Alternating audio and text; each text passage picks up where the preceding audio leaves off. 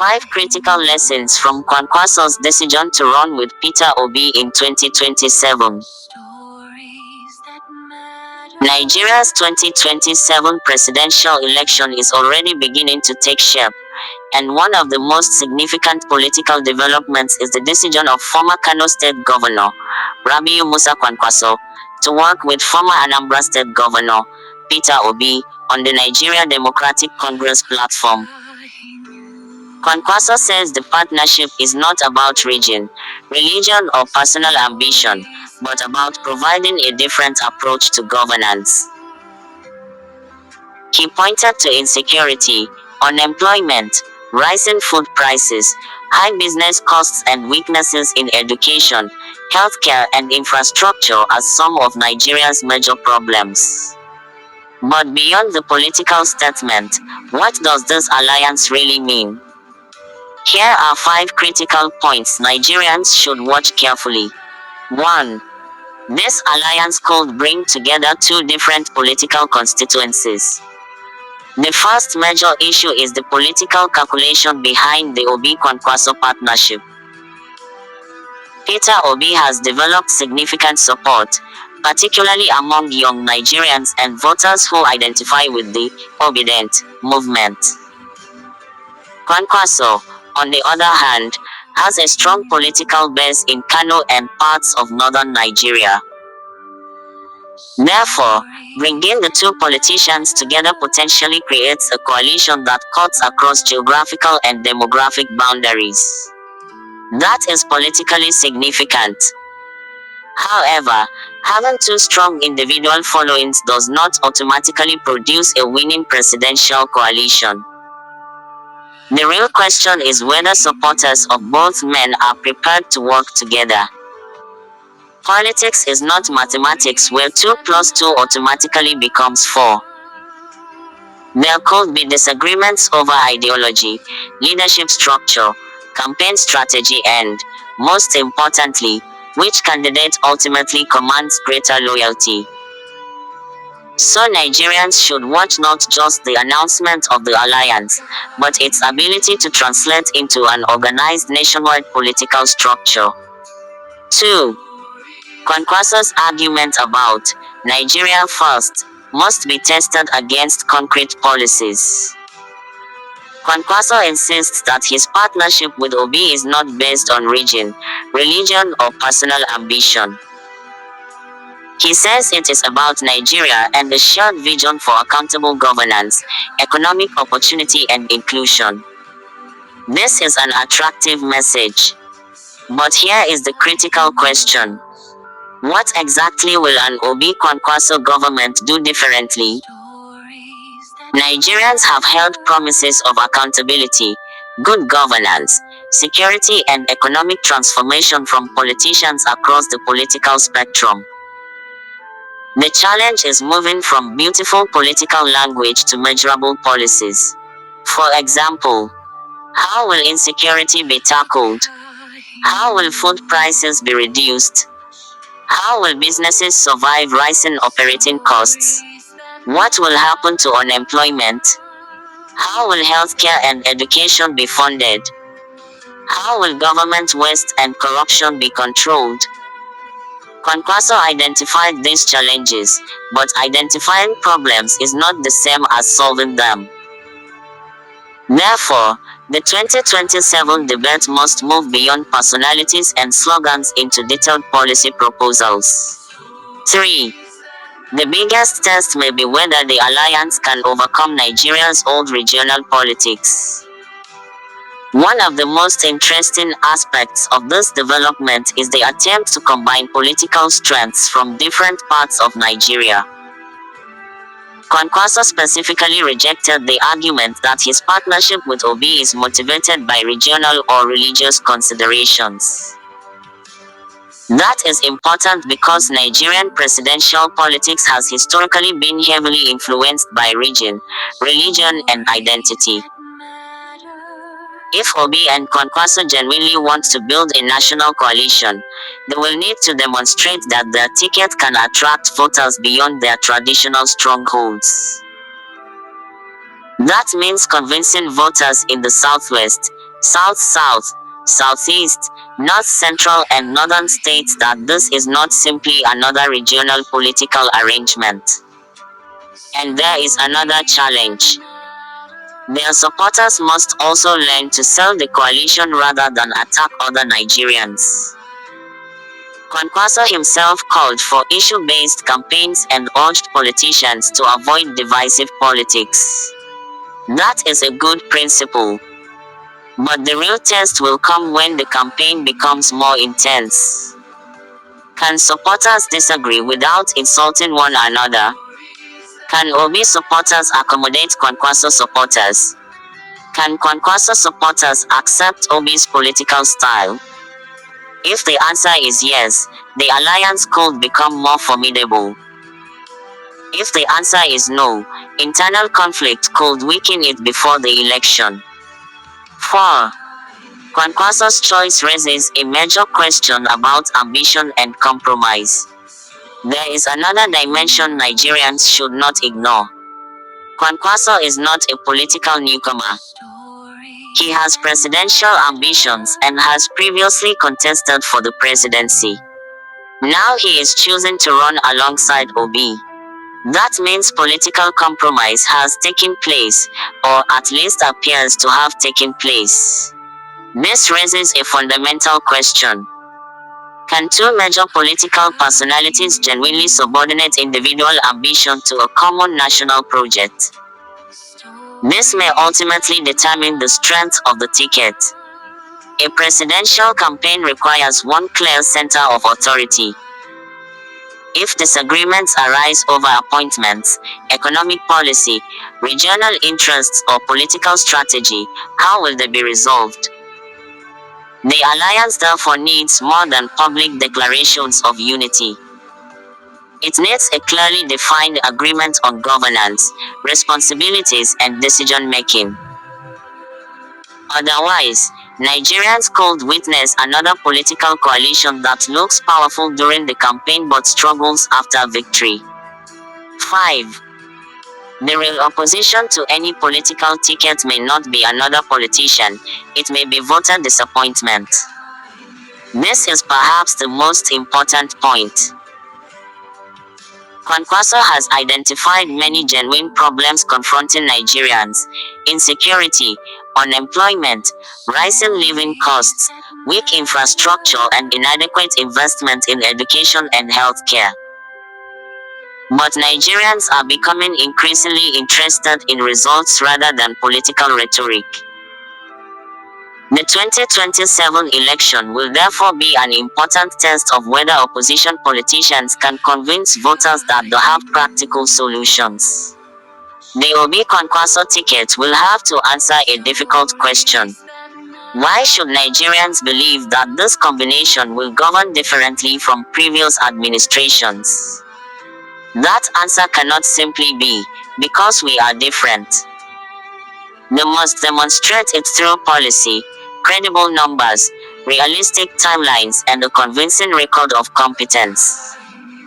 And this applies to every political party, not only Obi and Kwankwaso. The ruling party will have to defend its record. The opposition will have to explain what it would do differently. And Nigerian voters will have to decide which argument is more convincing. Final analysis. The Obi Kwankwaso alliance is undoubtedly one of the developments Nigerians should watch closely as the 2027 political season develops. It combines Peter Obi's national political visibility with Kwankwaso's substantial political influence, particularly in Kano and parts of the north. But political arithmetic alone cannot win an election. The alliance must build a genuinely national structure, reconcile its supporters, present detailed policies and demonstrate that its promises can survive the difficult realities of governing Nigeria. Most importantly, Nigerians should resist the temptation to choose their next president simply because of personality, ethnicity, religion, or online popularity. The real question should be, Who has the most credible plan to secure Nigeria, revive the economy, create opportunities, strengthen institutions and improve the lives of ordinary citizens? That is the standard every presidential candidate should face in 2027. And that is where the real battle begins.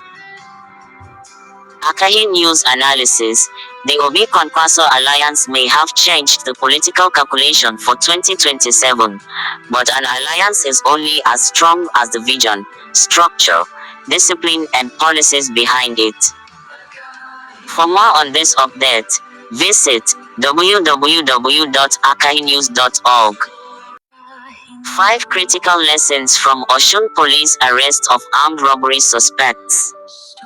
The Osun State Police Command says it has arrested 5 suspected members of an armed robbery syndicate and recovered an AK-47 rifle, 13 rounds of live ammunition and a single-barrel firearm allegedly connected to a robbery operation. According to the police, the investigation began after a resident of Ada reported on August 17 that his newly acquired Lexus Jeep had been stolen by armed men. Tracking technology installed in the vehicle reportedly helped the anti-robbery team trace it to Ibadan, where 2 suspects were arrested while refueling. But beyond the arrests and weapons recovered, what should Nigerians really take away from this development? Here are 5 critical points. 1. The recovery of an AK-47 is more serious than the stolen vehicle. At first glance, this story may appear to be another case of car theft and armed robbery. It is much bigger than that. The recovery of an AK-47 and live ammunition suggests that the suspects allegedly had access to serious firearms capable of causing significant harm. That raises a wider security question. Where are criminals getting these weapons? Recovering one rifle is good police work, but it does not solve the larger problem if the supply chain remains intact. Security agencies therefore need to investigate not only the people allegedly using the weapons, but also the source, movement and possible suppliers of illegal firearms. That is where intelligence-led policing becomes extremely important. 2. Technology appears to have made the difference. One of the most encouraging aspects of this case is the role reportedly played by the tracking device installed in the stolen Lexus. Instead of simply relying on roadblocks or random searches, police were able to follow the vehicle's movement and eventually arrest suspects in Ibadan. This demonstrates an important lesson for Nigeria. Modern policing cannot depend entirely on manpower. It must increasingly depend on technology and intelligence.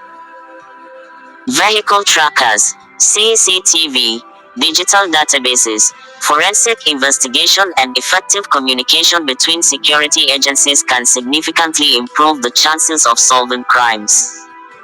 However, there is also a criticism here. If technology can help recover one stolen vehicle, why isn't similar technology being deployed more systematically to fight vehicle theft, kidnapping and organized crime across Nigeria? The challenge is moving from isolated success stories to institutionalized intelligence-led policing. 3. The investigation should go beyond the 5 suspects. The police say information obtained during the investigation led to additional arrests and ultimately to the recovery of the firearms at Ila Orangun. They also said one suspect allegedly acted as an informant for the robbery gang, while investigations were continuing towards the possible arrest of a receiver at Idiroko. This is perhaps the most important part of the story. A criminal syndicate is rarely just the people who physically carry out an operation. There can be informants, vehicle receivers, weapon suppliers, financiers, people who provide safe houses, people who dispose of stolen property. Therefore, the police should not declare victory simply because 5 people have been arrested. The real victory will come if investigators dismantle the entire network. And equally important, the suspects should be properly investigated and prosecuted, with their constitutional rights respected. Being arrested or accused does not automatically make someone guilty. That distinction is essential for credible law enforcement. 4. Osun cannot afford to become complacent about security. The arrests should be welcomed, but they should not create a false impression that the problem has been solved. Armed robbery remains a serious concern because criminals can move across state boundaries. In this case, the investigation reportedly crossed from Osun to Oyo, demonstrating how criminal networks can exploit boundaries between states. This means security agencies must cooperate more effectively. A suspect who commits a crime in Osun can quickly move into Oyo, Ogun, Ekiti, Ondo, or another neighboring state. Therefore, intelligence sharing should not stop at state borders. The lesson for Osun is simple. Police success must be followed by sustained intelligence gathering, surveillance, and community cooperation. Otherwise, another syndicate could emerge after the current one is dismantled. 5. The public also has a role, but police credibility is essential. The Osun Police Command has urged members of the public to remain vigilant and provide timely information that can help prevent crime. That is reasonable. Citizens often know what is happening in their communities long before security agencies do. But there is an important condition. People will only consistently provide information when they trust that security agencies will protect them and act professionally. This means police-community relations matter enormously. If an informant believes that his or her identity will be exposed or that providing information could create danger, people may remain silent. Therefore, community policing must involve not just asking citizens for information, but creating mechanisms that make citizens feel safe enough to provide it. Final Akahi analysis. This Osun police operation deserves recognition because the reported recovery of an AK-47, ammunition and a stolen Lexus demonstrates that intelligence, tracking technology and rapid police response can produce results. But 5 arrests should be treated as the beginning of the investigation, not the end of it. The bigger questions remain. Who supplied the weapons? Who finances these operations? Who receives stolen vehicles? How many other victims may be connected to the same network? And can the police successfully prosecute those found culpable? If those questions are answered, Osun would have achieved something much more significant than simply recovering one vehicle and one AK-47. The real measure of success is not how many suspects are arrested, it is whether the criminal network is dismantled, its weapons supply is disrupted, stolen assets are recovered and citizens become safer. That is the standard Nigerians should use when evaluating every security operation. Akahi News Analysis: A police arrest is a headline. Dismantling the criminal network behind the crime is the real victory. For more on this update, please visit www.akahinews.org. Adeleke takes certificate to Tinubu. 5 critical questions Nigerians should ask. Osun State Governor Ademola Adeleke has presented his certificate of return to President Bola Ahmed Tinubu at the presidential villa in Abuja, following his victory in the August 15th governorship election. Adeleke reportedly led a delegation to the presidential villa to appreciate President Tinubu over what he described as the president's role in allowing a free and fair electoral process in Osun State. But beyond the photographs and political courtesy, what does this meeting really mean? Here are 5 critical points Nigerians should consider. 1. Adeleke's visit sends a powerful message about political reconciliation. The first important issue is the symbolism. Adeleke and Tinubu belong to different political camps, yet the Osun governor went to the presidential villa to meet the president shortly after defeating the APC candidate. That is significant. Elections may produce winners and losers, but governance requires politicians to eventually work together in the interest of citizens. Adeleke's decision to meet Tinubu can therefore be interpreted as an attempt to move beyond campaign rivalry and establish a working relationship with the federal government. That is positive for Osun. However, there is an important caution. Political reconciliation should not mean abandoning political accountability. Adeleke can appreciate the president while still disagreeing with federal government policies where necessary. Likewise, Tinubu can receive the governor without expecting political loyalty in return. That distinction is extremely important in a democracy. 2. Adeleke's praise of Tinubu's role in the election will attract political scrutiny. Adeleke reportedly thanked Tinubu for what he described as allowing a free and fair election to take place in Osun. That statement deserves attention. If the governor genuinely believes the federal government allowed the electoral process to function freely, then that is an important commendation. But objectively, Nigerians should still ask, was the election free and fair because of the president personally, because of INEC and security agencies, because of the voters, or because of all these factors working together? A democratic election is not the achievement of one individual.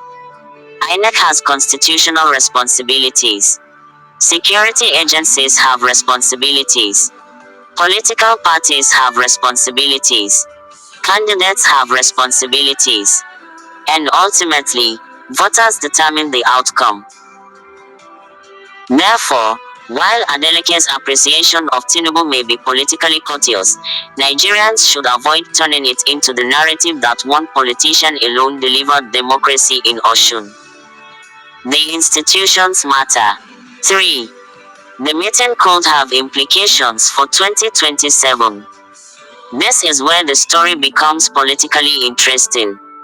The 2027 presidential election is approaching, and every major political interaction involving a sitting governor and the president will naturally attract political interpretation. Adeleke's meeting with Tinubu does not automatically mean political defection, endorsement, or alliance. That distinction must be maintained. But politics is also about signals. A governor from an opposition-aligned political environment visiting the president, presenting his certificate and publicly thanking him creates room for speculation about future political relationships. And this is where Adeleke must be careful. He has just won a major election.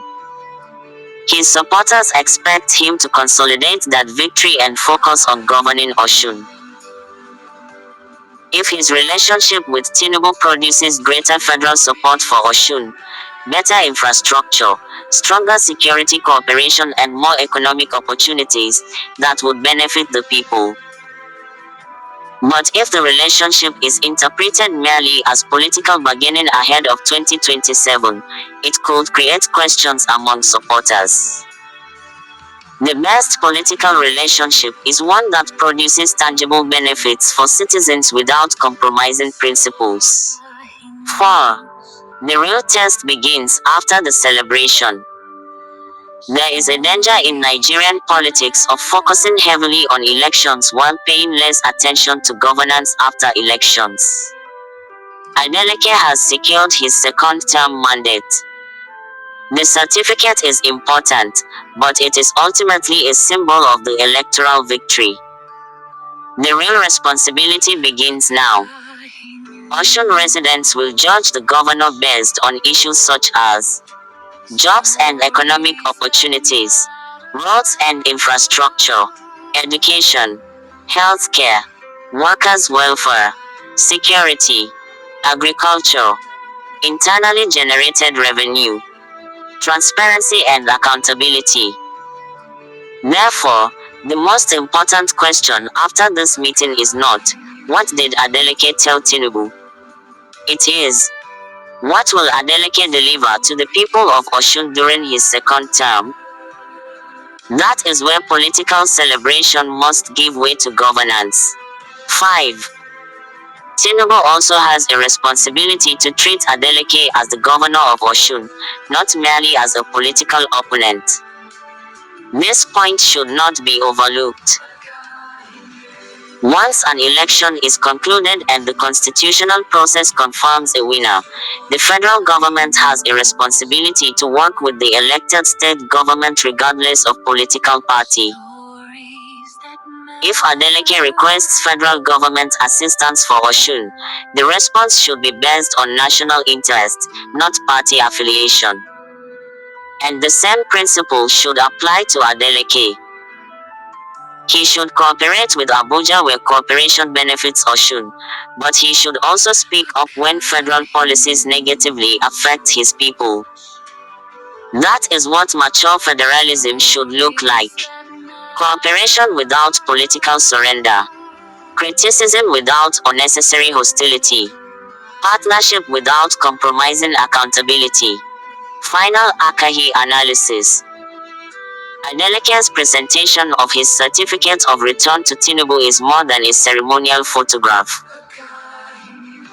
It represents an interesting moment in Nigerian politics, a victorious opposition-aligned governor meeting the president who belongs to the political camp he defeated in Osun. The meeting could become an example of healthy political reconciliation if it produces stronger cooperation between Osun and the federal government.